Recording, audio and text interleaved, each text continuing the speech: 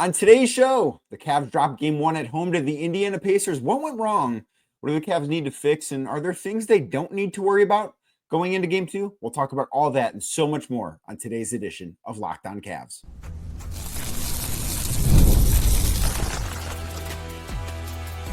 You are Locked On Cavs, your daily Cleveland Cavaliers podcast. Part of the Locked On Podcast Network, your team every day. What's up, everybody? My name is Danny Cunningham. You might know me from my time covering the Cleveland Cavaliers, places like my Substack, The Inside Shot, Cleveland Magazine, 92.3 The Fan, and a number of other stops along the way. I want to say thank you to you for making Locked On Cavs your first listen today and every day. You can find the show anywhere you get your podcasts, Apple, Spotify, anywhere else. Drop us a 5-star rating. Leave us a nice review. Be a friend.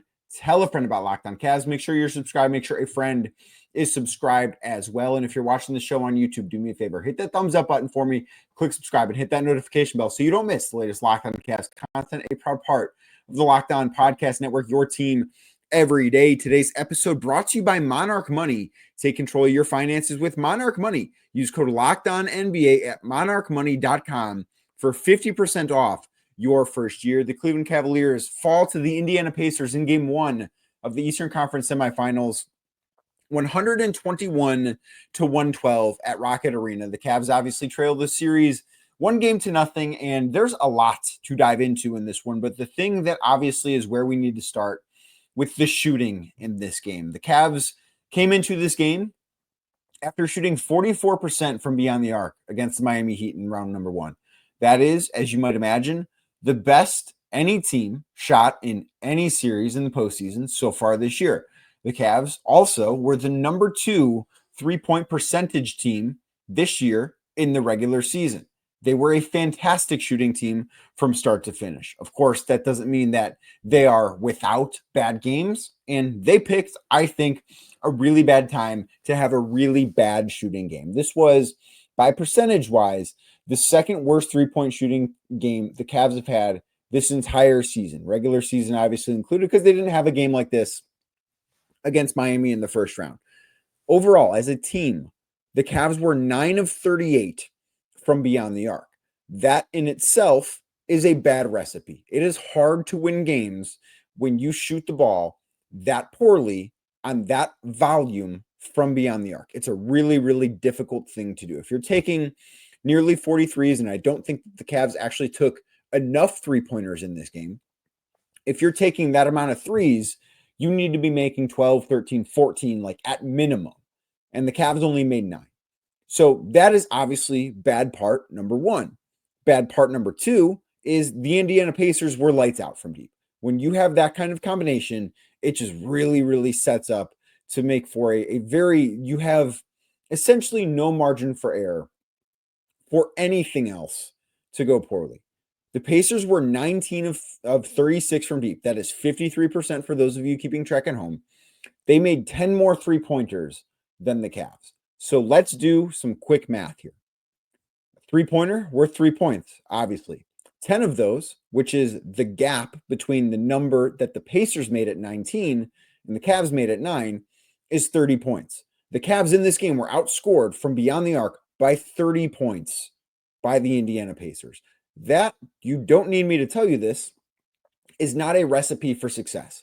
If the Cavs are outscored that drastically from beyond the arc, not just against the Pacers, but against any team, it's going to be really difficult to win. Now, did the Cavs defensively not do a good enough job defending the three-pointer? Yeah, that's part of it. Did the Pacers make, I thought at times, some really difficult shots? I think that was part of it too. Kenny Atkinson, after the game, said he thought that the Pacers had a quote, otherworldly shooting performance against them. He said in the first half that they were in the second percentile for shot making.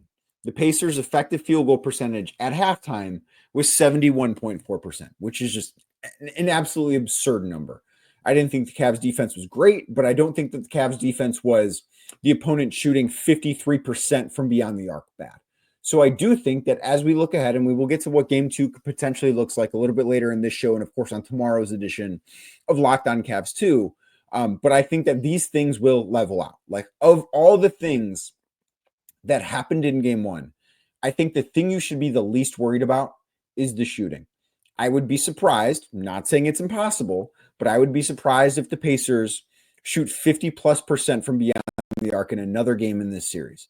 I would also be surprised, probably maybe stunned is a more appropriate word, if the Cavs shot below 25% from beyond the arc in another game this series.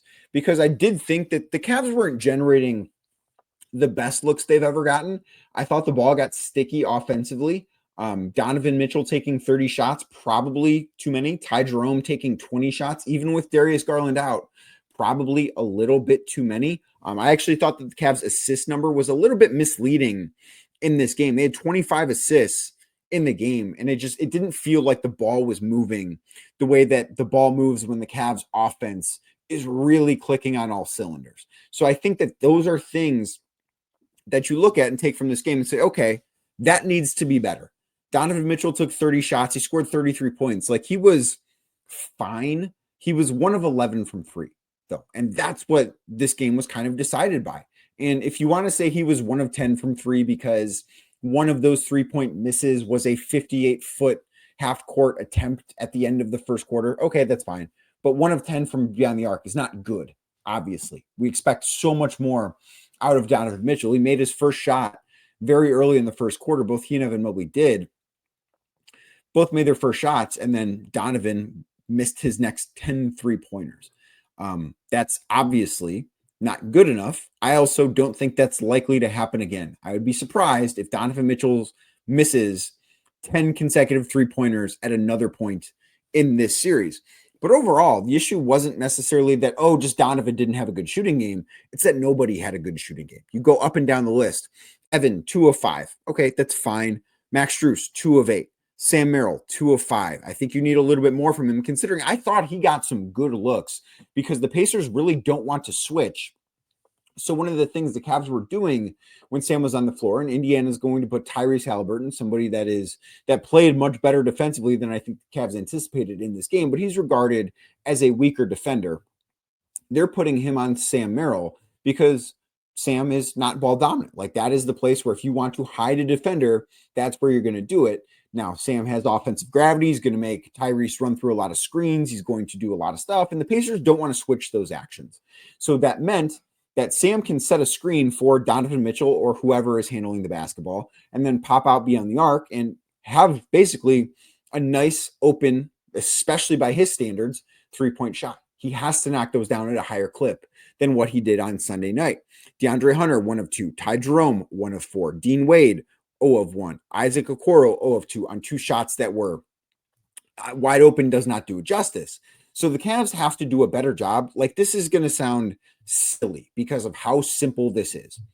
The Cavs have to do a better job of making shots. And I don't love saying that because I think there's a lot more that goes into this. Like, this game is not necessarily only, the Pacers made shots and the Cavs did. I think that's a big part of it. It's not the only thing. But as I sit here and think about this game, and we're a few hours removed from it as I record this very late Sunday night, early Monday morning, I keep coming back to, I don't think the Cavs are going to shoot that poorly again, because I don't. I think that we've seen this team be so good shooting all year long that it's hard for me to expect, okay, they just turned into a pumpkin and that's who they're going to be. Like, I just don't think that is a thing. And the Pacers are a good 3-point shooting team. They're not a 3-point shooting team that is on the same level as the Cavs. Now, the Cavs defensively need to be better. They need to be better. I thought they overhelped at times. And I thought that led to some of the really good looks that the Pacers got. But I also think that the Pacers made a handful of pretty tightly contested looks that maybe came at the end of the shot clock. Miles Turner's at the end of the third quarter from the right corner certainly comes to mind. Benedict Mathurin, I believe, had one at the end of a shot clock. Like, they did make some tough shots, and you have to give them certainly a large amount of credit for that, because this isn't a game that I look at and say, yeah, the Cavs really beat themselves. I think the Pacers went out and won this game, and they deserve a lot of credit for it. But I've gone back and I've watched not the entire thing, but I've watched parts of this game. And I do wonder, with the quality of shots that were generated by both teams in this game, I do sit here and wonder, well, if this game, like this exact game, were played out 10 times. How many times would the Cavs have won this game? How many times would the Pacers have won this game? And I think that more often than not, if you just like the shots are not random, but with the quality of look created, I think the Cavs probably win this game like 7 out of 10 times. It's just Sunday was such a bad shooting night that they couldn't overcome it. I do think if you want to be optimistic about the Cavs, and I still think that they're in a good spot in this series, like you never want to lose home court advantage. You never want to lose game one. You never want to have this type of night, obviously. But I don't think it's time to press the panic button here. So there's a website called PvP Stats that I use, and I think a lot of other NBA people that are certainly smarter than me use. And they have something that it's a shot quality metric. And the Cavs had a significantly higher number than the Pacers. It's just that the Pacers had an effective field goal percentage of 64.5. And a lot of that is because they hit tough shots. Like the Cavs shot quality was 57.3. The Pacers was 54.8. That is a pretty significant difference.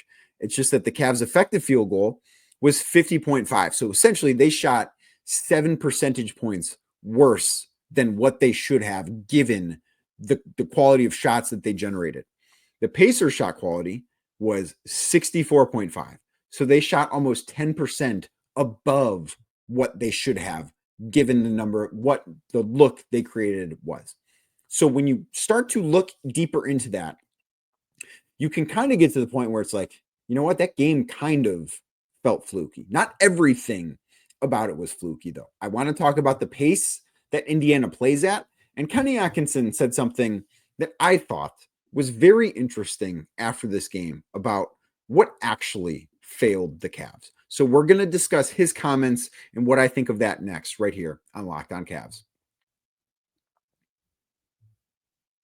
This episode is brought to you by BetterHelp. The world has made a lot of progress when it comes to mental health, but there's still a long way to go as too many people still avoid therapy because they're afraid of being judged. But the truth is, taking care of your mental health should be just as normal as going to the gym or eating healthy, two things you should also be doing. This Mental Health Awareness Month, let's normalize getting help and encourage everyone to prioritize their well-being, because when people feel supported, families, workplaces, and entire communities are better for it.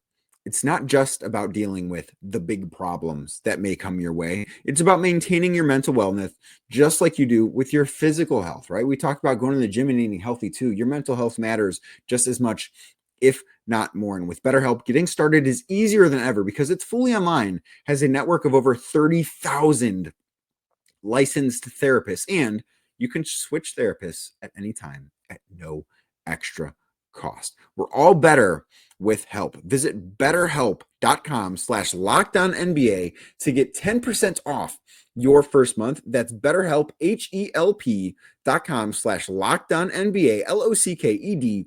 Again, betterhelp.com/LockedOnNBA for 10% off your first month. Thank you again for making Locked On Cavs your first listen today and every day. Like I said earlier, you can find the show anywhere you get your podcasts, Apple, Spotify, anywhere else. Drop us a 5-star rating. Leave us a nice review. Be a friend. Tell a friend about Locked On Cavs. Make sure you're subscribed. Make sure a friend is subscribed wherever you get your podcasts as well. So coming into this series, a big focal point, a big talking point, something that was truthfully one of the first words out of every single person's mouth that spoke after a Cavs practice this week. They were everybody from Kenny Atkinson to Donovan Mitchell, Evan Mobley, Jarrett Allen, DeAndre Hunter, Ty Jerome, Max Strus. All of them were asked some version of the question, so what stands out about the Pacers? And all of them said the pace at which they play. Indy and the Cavs play at a very similar pace based on the raw number, like the raw statistic of what pace is. It's very similar. But the way that it's implemented by the two teams is very, very different. Indy wants to run up and down the floor. They want to get stuff super early in the shot clock. They want to beat you to the basket. They want to get easy points like that. It fits their team very well. The Cavs, their version of pace, they want to find good shots earlier in the shot clock. They want to get into their offense quick, but they're not necessarily counting on fast break points. The Pacers, I don't believe lead the league in fast break points. I believe they were like 5th, but they led the NBA in the regular season in fast break differential. So like fast break points scored versus fast break points allowed. They had an average differential of like 4.3 a game, which was, I think, a half point better than number 2, which I do believe was Oklahoma City. And the Pacers did a good job early in this game of setting the tone, of playing with, they dictated the game, the pace of the game very early on. They wanted to play with more force than the Cavs, and I thought they did that in the first quarter. Now, I thought the Cavs, after that first quarter, did a good job adjusting, and that is one of the things that I will have my eye on for game 2, is whether or not they figured out a way to dictate the game and play the game on their terms. I think that's a very important thing for them for the rest of this series. The Pacers did a great job early. The Cavs won the middle quarters, and even the fourth quarter I didn't think was played at the Pacers' pace. I really don't like that the Pacers play at this pace. Like, I hate having to say Pacers and pace repeatedly over and over again. I wish they were called something else. I understand it's very fitting for the team nickname, but I don't love saying it. Anyways, in the fourth quarter, I thought the game was kind of played at Cleveland's pace, like their style. The Cavs just didn't score enough. If you look at quarter 1, the Pacers scored 36 points. They got up and down. They did a great job finding the areas they wanted to be in. They did an awesome job at that. And then you look at quarters 2, 3, and 4, they scored 28 points, 29 points. So that gets me to what Kenny Atkinson said after this game. Because one of the things that he said, and I put this out on social media, and there were some people that had issue with it, but I thought it was spot on. He said that the offense is what let them down in this game. And I couldn't agree with that more. Now, allowing 121 points at home in a playoff game, not ideal. But a lot of that was the Pacers shot the basketball, as we discussed in the first segment, over their heads. They were awesome. They otherworldly shot making, as Kenny Atkinson put it. And I didn't think he was wrong. But the Cavs offensively, they came into this as the number 1 offense in the playoffs. They had an offensive rating of over 133. I think it might have been 136 against the Miami Heat in 4 games. They were the number 1 offense, almost wire to wire, in the regular season. 112 points, not great in the postseason. Like, it's okay, but it's not going to be good enough in this series. This is a series where the Cavs are going to have to rely, I think, more on their offense because of what this pace is going to be. And a lot of that is, the shooting wasn't there. And that's why I do think, and I'm going to spend the next segment kind of talking about reasons to be optimistic, but ultimately the Cavs lost this game by 9, and they were outscored by 30 points from beyond the 3-point arc. The avenues to win, as I mentioned in the first segment, get really slim when you are outscored that significantly from beyond the arc. And we've not seen the Cavs be outscored that significantly beyond the arc very often, if at all, during this season. That's not who they've been, right? They've been a really good 3-point shooting team, but it wasn't just that. It was that the ball didn't move well enough. It's that guys that are good shooters didn't make enough shots. It's that they missed 5 free throws in a game they lost by 9 points. Like, that is something that didn't necessarily decide the game, but it was part of it. It was something that you look back at it and say, yeah, that was a missed opportunity for the Cavs, that they didn't do that well enough. So I do agree with Kenny Atkinson that this was a case where, yes, did they play well enough defensively to win? Was this a championship level effort on the defensive side of the court? No, it wasn't. Did they play well enough to win offensively? Absolutely not. I thought that the bigger issue for them was offense and not defense. That's hard to say when you look at the percentages the Pacers shot. But when you look at the expected shot quality, the fact that the Cavs had a better shot quality and underperformed by that much, where the Pacers overperformed offensively, and give them credit, they deserve it. And the Cavs defense, as I've mentioned several times, was not perfect. They need to do things differently. I thought they overhelped on drives. I think that they need to stick to shooters better and make the Pacers beat them inside. But they cannot play this poorly offensively and survive. They're not built for it. They can talk about being a defense first team all the time. And there are stretches like when they got back into this game, it's because they strung together stops. But you need to score. You need to score. You need to shoot the basketball much, much, much better than what they did on Tuesday night. I agree with Kenny when he says the offense let this team down. I know that might not be a popular take. It's really easy to point at the defense when a team shoots over 50% from three. But I look at that and say, the Cavs have a lot of really, really talented offensive players, and none of those guys were good enough. Evan Mobley was fine, but he had 4 turnovers. Jared Allen was fine, but I'm just not sure that this is a series where 2 big guys make sense for the Cavs. It might not be a Jared Allen series. This might have to be a series where Evan Mobley plays more center. I thought the way the Cavs defended was interesting, putting Allen on Pascal Siakam and Mobley on Miles Turner. I thought that was a very interesting thing worth keeping an eye on. But overall, you look at this, the Cavs weren't good enough on either end of the floor. But I think the offense is the thing that, you know what? When push comes to shove, if you don't have it, or maybe you're just getting unlucky defensively, this is an offense that should be good enough to bail you out. And on Sunday night, it didn't. And that's what I think let the Cavs down in game 1 against the Pacers. Now, there are reasons to look on the bright side and be optimistic about the Cavs moving forward in this series. We'll talk about what some of those are next, right here on Locked On Cavs.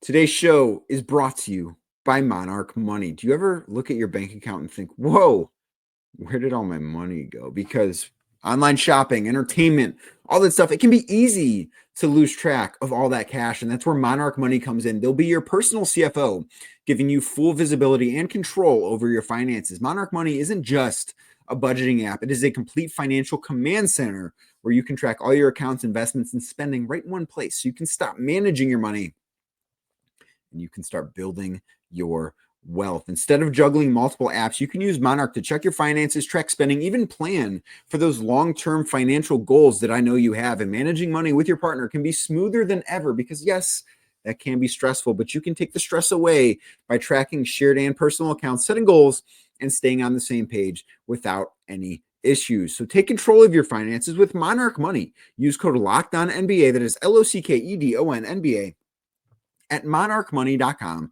for 50% off your first year. That's monarchmoney.com, code LOCKEDONNBA for half off your first year. Thank you again for making Locked On Cavs your first listen today and every day. Like I said earlier, you can find the show on YouTube. If you're watching, do me a favor, hit that thumbs up button for me, click subscribe, hit that notification bell so you don't miss the latest Locked On Cavs content. The number one reason to be optimistic about the Cavs going into game 2, the Cavs cannot possibly play this poorly offensively again. Did the Pacers do some good things defensively? Absolutely. They deserve credit for it. But the Cavs have too much talent to be that bad at shooting from beyond the arc. I also think that if the Cavs play that same defensive game, the Pacers will not shoot that well from beyond the arc. And then the other thing that I get at, and I don't want to harp on those things because I've spent a lot of this show sort of talking about that. I also think that the Cavs, for the most part this year, have been pretty good when their back has been against the wall. And this is obviously the first time during this playoffs where they're dealing with a bit of adversity. They beat the Miami Heat by 122 points in 4 games. There was, I guess, adversity because Darius Garland didn't play in games 3 and 4 of that series. He, as I maybe should have mentioned earlier, but if you're listening to this podcast, I would assume you know, Darius Garland did not play in this game because of a toe injury. I was a little surprised that Garland did not play in this game. The Cavs started Sam Merrill in his place. I don't know if that's going to be the case if Garland doesn't play in game 2. We will see if Garland will play in game 2. I'm not going to make a proclamation one way or another there, but I was surprised he didn't play in game 1. I think that it's, probably a toss-up. Whether he plays in game 2, that's not some breaking news. That's not anything even worth saying. But I think that the Cavs have risen to the challenge just about every time something has gone wrong this year. You look at the moments where they've had adversity, where they were in danger earlier this year of losing 3 in a row for the first time. After back-to-back losses to the Atlanta Hawks, what do? They come back and Donovan Mitchell has a 20-point fourth quarter. Perfect fourth quarter against the Boston Celtics to win a game in December. Is that real adversity? Maybe, maybe not. This certainly is triumphs over that. This is a much more adverse situation because the Cavs are 3 losses away from their season being over. Now they're 4 wins away from moving on, and I expect that to happen. Like, I do not sit here and say the Cavs are in deep trouble because they lost this game. I don't think that's true. I think that the Cavs have things that they need to figure out. I think that the Cavs need to play better. Sometimes we can talk till we're blue in the face about adjustments that the Cavs can make and all this stuff. But sometimes it's just you want to press the button that says play better. And I kind of think that's where the Cavs are at. I don't think the Cavs played very well in this game. I don't. I think they will play better in game 2 on Tuesday. I think they will be much better. Now, maybe there are some adjustments that Kenny Atkinson makes. Maybe Sam Merrill's not in the starting lineup if Darius Garland is still out. Maybe Isaac Okoro doesn't play because the Pacers are not going to defend him. He missed 2 threes from the corner that were wide open in this game. Maybe he doesn't get playing time. Maybe they start Dean Wade instead of Sam Merrill if Garland is out. I don't know. I don't know what the Cavs are going to do. But I do know that seemingly every time they've gone through something like this, they've come out fine on the other end. Now, the pressure's ramped up because it's the postseason, because the margin for error is not very big, because that is a really good team in the Pacers over there on the other side. The Cavs need to do a better job, I think, of dictating the terms of the game. I think they need to be more physical. I thought the Pacers were a more physical team on Sunday night. I thought the officiating crew let just about everything go. I thought there were a few fouls that Indy should have been called for that maybe changed this game. Like Jared Allen fouled on a dunk, no call. The Ben Mathurin block on DeAndre Hunter, where he essentially punched Hunter in the chest before he blocked the basketball. And like it was clean up top, but it was not clean anywhere else. I could not believe that was not overturned upon replay review. The officiating crew let a lot go in this game. That is something that I think needs to be to the Cavs' advantage and not the Pacers' advantage. I thought it was to the Pacers' advantage on Sunday. That is something that I look at and say, okay, if you want to make an adjustment, and no 2 games are going to be called the same. We obviously don't know who the officials are going to be in Tuesday's game 2. The game could be called much, much, much differently than it was. I don't know that. You don't know that. There's no way of knowing that. But if the game is called similarly to how it was called on Sunday night, the Cavs need to be a much more physical, a much more forceful team against the Pacers. Those are adjustments that are not schematic things. There might be some schematic things, and maybe I'll have more to talk about as far as this goes on tomorrow's episode after I go back and give this game a full rewatch and really take a look at what went wrong. But I just keep coming back to the Cavs just need to shoot the basketball better. I know that's not groundbreaking analysis, but you cannot be outscored by 30 points from beyond the 3-point arc and win a game. That's not what you can do if you're the Cavs. That's not how this team is built. It's not how they can play. They need to be better. I think that they will be better. And we will see if Darius Garland's available. I think that, and listen, the narrative coming out of games 3 and 4 where the Cavs are better without Garland was silly. It was silly the moment it was thought by Kyle Anderson. It's been silly the whole time. Addressed it on the podcast earlier, late last week, I guess. Address it here real quickly. A 1-game sample size says nothing about what Darius Garland means to the Cavs. A 2-game sample size in Miami also says nothing about the Cavs being better without Garland. Like, the Cavs are better when their all-star point guard is available and playing well. This shouldn't be breaking news. I don't want to sit here and say, yeah, game 1 against the Pacers proves it. But if Darius Garland is available and playing, I think the Cavs probably win this game. Having another elite shooter on the floor, having more ball handling on the floor when the Cavs did struggle, I think, with some of the pressure that the Pacers put on them. I think Darius Garland would have been probably a really big help. And this is a series where I think offense matters more than defense. Now, is it possible Darius would have had a nightmare shooting game the way the rest of the Cavs did? Sure, could have happened. I don't know. But I'd bet on the elite 3-point shooter in the backcourt that's going to be playing 35 minutes in this game as being able to go out and have a good night. And we've seen so many times, too, where the Cavs will go on these runs, and they went on that run in the third quarter. Donovan Mitchell checked in with about 7 minutes left, and the Cavs rattled off, I think, a 17-4 run.